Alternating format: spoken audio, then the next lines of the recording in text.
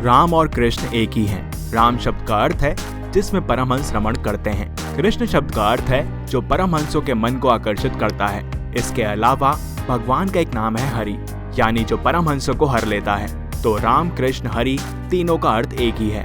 भगवान राम श्री हरि विष्णु के 7वें अवतार के रूप में पूजे जाते हैं और वहीं श्री कृष्ण 8वें अवतार के रूप में। जब राम ही कृष्ण और कृष्ण ही राम हैं, तब अंतर बताना और करना उचित नहीं है। भारतीय जन के परमादर्श राम भी हैं और कृष्ण भी। ये दोनों भारतीय धर्म परंपरा के ऐसे प्रज्ञा पुरुष हैं जिनसे हर देश काल का व्यक्ति प्रेरणा लेता है, मर्यादा की भी और असीमता की भी।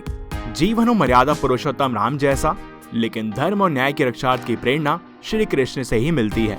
मानव मन भेद में जीता है, इसीलिए सामान्य जनों के लिए ये अंतर या भेद हो सकते हैं।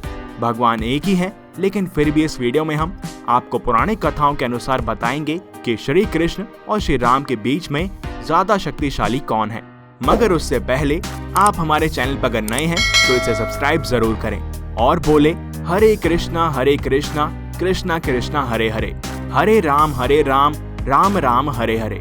और इसमें श्री कृष्ण का नाम पहले क्यों कहते हैं, इसके पीछे भी एक कारण है। श्री कृष्ण का अर्थ है अट्रैक्शन और श्री राम का अर्थ है एंजॉयमेंट। तो पहले प्रभु आकर्षण और फिर उनकी भक्ति का आनंद लेंगे, क्योंकि पहले हमें आभास होता है और उसके बाद यह एहसास होता है। तो कृष्ण हमारे आभास हैं और राम हमारे एहसास हैं। अब बात करते हैं रामायण की। रामायण त्रेता युग में हुई थी। ये एक मासूम युग था और भगवान राम को मर्यादा पुरुषोत्तम भी कहा जाता है। उन्होंने धर्म की स्थापना की। लेकिन वहीं दूसरी ओर महाभारत द्वापर युग में हुई थी और वह एक अंधेर और भ्रष्ट युग था। और श्री कृष्ण एक मार्गदर्शक के रूप में और धर्म के रक्षक के रूप में इस युग में अवतरित हुए थे। अगर वो चाहते तो एक ही बार में संपूर्ण महाभारत के युद्ध को समाप्त कर सकते थे, लेकिन उन्होंने ऐसा नहीं किया और पांडवों को मार्ग दिखाया और मानवता को संदेश दिया कि धर्म की रक्षा उनका भी कर्तव्य है। कहते हैं कि भगवान राम 12 और कृष्ण 16 कलाओं में दक्ष थे। श्री कृष्ण में जो अतिरिक्त कलाएं थी वे इस युग के मान से जरूरी थी। भगवान राम को पारिवारिक चुनौतियों से जूझना पड़ा था। पुत्र के रूप में वनवास, भाई के रूप में पादुका त्याग और पति के रूप में सीता वियोग। राम के दुखों का ना ओर ना छोर, लेकिन फिर भी वे मर्यादा को नहीं त्यागते हैं, सत्य के पथ पर अटल रहते हैं। राम अपने हर रूप में धर्मार्थ किसी न किसी सुख की बलि देते जाते हैं। वही शास्त्रधारी राम युद्ध क्षेत्र में हर खोया सुख और पूर्ण सम्मान जीतने में समर्थ हैं। वहीं दूसरी ओर श्री कृष्ण को सामाजिक चुनौतियों से लड़ना पड़ा। कृष्ण बेहद राजनीतिक अवतार हैं और वे कभी जरासंध के भय से युद्ध छोड़कर भाग जाते हैं और रणछोड़ कहलाते हैं, अर्थात वे परिस्थिति खराब होने पर मैदान को छोड़ना भी बुरा नहीं मानते हैं। वे तरह समय परिस्थितियों के अनुसार ही अपना कार्य करते हैं। यही एक राजनेता की सबसे बड़ी पहचान होती है। दूसरी ओर राम कोई राजनेता नहीं है, इसलिए उनके लिए समाज की मर्यादा और धर्म सम्मत आचरण ही सर्वोपरि है। त्रेता युग में दो बड़े योग सामने आए, कर्म योग और भक्ति योग। क्योंकि भगवान राम मर्यादा पुरुषोत्तम थे, उन्होंने कर्म योग की सभी चुनौतियों को पार किया और भक्ति योग से हनुमान, सबरी, विभीषण, संत कबीर और तुलसीदास को प्रेरित कर इसकी भी स्थापना की। द्वापर युग में श्री कृष्ण ने एक तीसरा योग समझाया और यह है ज्ञान योग। इसका वर्णन भागवत गीता में भी मिलता है और श्री कृष्ण के अनुसार ज्ञान योग की स्थापना अनिवार्य थी, क्योंकि समाज में अनैतिकता बहुत बढ़ गई थी। श्री कृष्ण यही सीख अर्जुन को भी दी है और ये आज सभी के लिए एक धार्मिक शिक्षा है। भगवान राम सामाजिक नियमों का पालन करते हुए सिर्फ एक पत्नी व्रत का ही धारण करते हैं, जबकि कृष्ण की 8 पत्नियां थी। भगवान श्री राम ने अपनी पत्नी के वियोग में 2 वर्ष बिताए, जबकि श्री कृष्ण को कभी पत्नी का वियोग नहीं हुआ। कृष्ण की विवाह परिस्थितियां भी भिन्न थी, परंतु राम ने मुरली और रास माधुर्य नहीं दिखाया। एक पत्नी व्रत रखा। राम ने सबके प्रेम निवेदन ठुकरा दिए। राम ने सीता जी से प्रेम किया और उन्हीं से विवाह भी, परंतु कृष्ण ने प्रेम तो राधा से किया, लेकिन विवाह रुक्मणी, सत्यभामा, जामवंती, कालिंदी इत्यादि से किया। राम का विवाह विधिवत रीति रिवाज से संपन्न हुआ, परंतु कृष्ण ने समस्त विवाह गंधर्व रीति से किया था। राम को देखा जाए तो गृहस्थी का सुख उन्हें ना के बराबर ही मिला।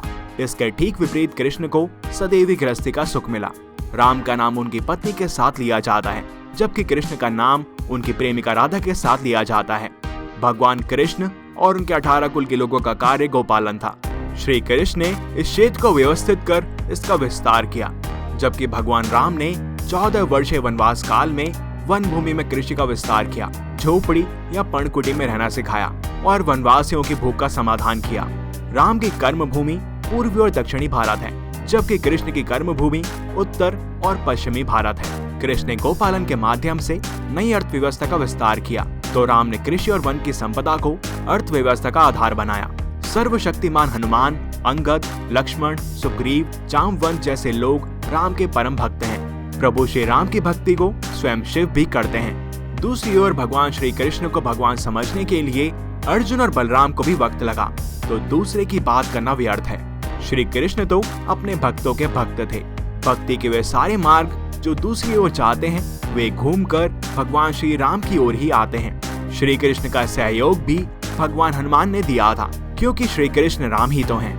राम अपने मित्र को बिना मांगे ही उनकी वंचित वस्तु दे देते हैं, जैसे कि सुग्रीव और विभीषण को उनके बिना मांगे ही क्रमशः बाली और रावण का राज्य प्रदान कर दिया। इसके विपरीत कृष्ण ने अपने मित्र सुदामा को उसके याचना करने के बाद ही वैभव प्रदान किया था। भगवान राम की युद्ध नीति और कृष्ण की युद्ध नीति में बहुत अंतर है। राम ने अपने सम्मान की लड़ाई लड़ी, जबकि श्री कृष्ण की लड़ाई अपने लिए नहीं बल्कि धर्म रक्षार्थ थी। भगवान राम ने रावण को मारने के लिए कई तरह के कठिनाइयों का सामना किया। सेना के गठन और समुद्र पार करने से लेकर महाशक्तिशाली रावण का वध करने तक कई घटनाक्रमों का सामना किया। लेकिन भगवान श्री कृष्ण के पास खुद की सेना थी, जिसे उन्होंने कौरवों के पक्ष को दे दिया था और खुद पांडवों की ओर से लड़े थे। भगवान राम को रावण के छल और उसकी मायावी शक्तियों का सामना करना पड़ा, लेकिन भगवान श्री कृष्ण को छल करने वालों के साथ छल का ही सहारा लेना पड़ा। भगवान राम का चरित्र सर्वथा अनुकरणीय है और भगवान श्री कृष्ण का चरित्र चिंतनीय है। राम का जन्म त्रेता युग में चैत्र शुक्ल नवमी को दिन के ठीक 12 बजे हुआ था, जबकि कृष्ण का जन्म द्वापर युग में भादो के कृष्ण पक्ष अष्टमी को रात्रि के 12 बजे हुआ था। जहां राम के जन्म के समय चारों ओर उजाला ही उजाला है, वहीं कृष्ण के जन्म के समय अंधेरा है। राम का जन्म महल के अंदर हुआ था और वहीं कृष्ण का जन्म कारागृह के अंदर हुआ था। राम श्याम वर्ण के थे तो कृष्ण काले वर्ण के थे। अब दोनों में अधिक शक्तिशाली कौन था? इसका उत्तर इतना आसान नहीं है, क्योंकि दोनों ही विष्णु जी के अवतार हैं और दोनों का जन्म अलग अलग कार्यों के लिए हुआ था। श्री कृष्ण अपने युग के अनुकूल थे और भगवान श्री राम अपने युग के, लेकिन महादेव ने खुद कहा कि वे राम के भक्त थे और राम से ही वेद शुरू हुए। रामायण और कुछ नहीं बल्कि वेद को ही उजागर करती है। वहीं श्री कृष्ण आज के समाज के अनुसार बिल्कुल ठीक हैं, क्योंकि भ्रष्टाचार, अभिमान और द्वेष में हमें श्री कृष्ण जैसा ज्ञान चाहिए।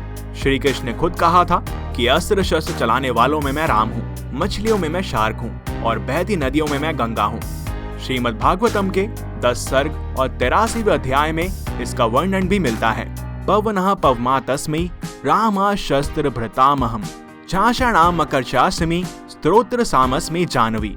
और सर्वप्रथम मनुष्य वही है जो भगवान राम के बनाए मर्यादाओं और श्री कृष्ण द्वारा स्थापित ज्ञान पर चल पाए। यदि आपको मोक्ष चाहिए और अच्छा जीवन चाहिए तो इसके लिए तीनों योग, कर्म, भक्ति और ज्ञान चाहिए होगा। और हनुमान जी ने ये तीनों योग प्राप्त किए और इसलिए वो हर युग में है। बजरंगबली के दिखाए हुए मार्ग पर यदि हम चलेंगे तो हम श्री राम के नाम से भी दूर नहीं होंगे और श्री कृष्ण द्वारा सिखाए गए ज्ञान से भी नहीं। और अच्छे जीवन के लिए दोनों ही अनिवार्य हैं। इसीलिए आप नाम किसी का भी लें, बस सच्चे मन से लें और अपने कर्मों का हिसाब रखें, क्योंकि भगवान विष्णु की लीला अपरंपार है। तो बोलो जय बजरंगबली, जय श्री राम और जय श्री कृष्ण। अगर आपको वीडियो पसंद आई हो तो इसे लाइक और शेयर करना ना भूलें। साथ ही हमारा सपोर्ट करें हमारे चैनल को सब्सक्राइब और बेल आइकन को प्रेस करके, जिससे कि हम प्रभु की कथाएं ज्यादा से ज्यादा लोगों तक पहुंचा पाएं। मिलते हैं आपसे अगली वीडियो में और भी अद्भुत कथाओं के साथ। तब तक के लिए हरिओम।